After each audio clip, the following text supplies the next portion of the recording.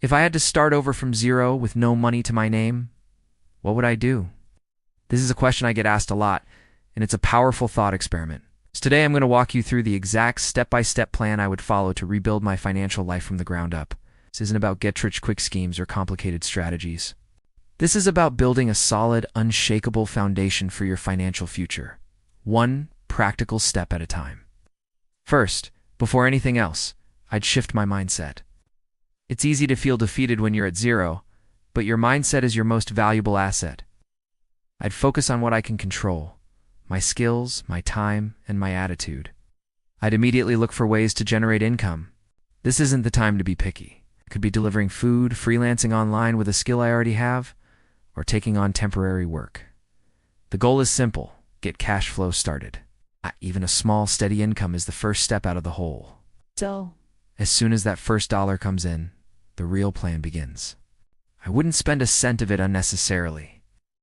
I'd live as frugally as humanly possible, because my top priority would be building a tiny emergency cushion. It's maybe just $500.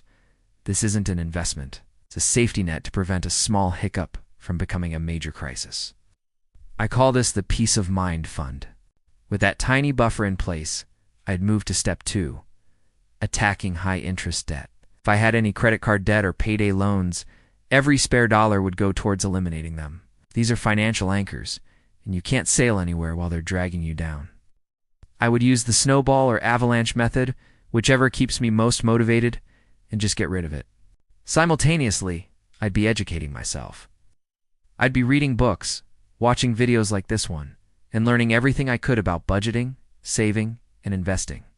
Knowledge is the ultimate tool for building wealth. Once the toxic debt is gone, I defocus on building my emergency fund up to 3 to 6 months of essential living expenses. This is non-negotiable. This is what gives you the freedom to take calculated risks later, like switching jobs or starting a business. Only after all of that is done would I even begin to think about investing. I'd start small, with low-cost index funds, and automate my contributions. The key is consistency, not trying to time the market.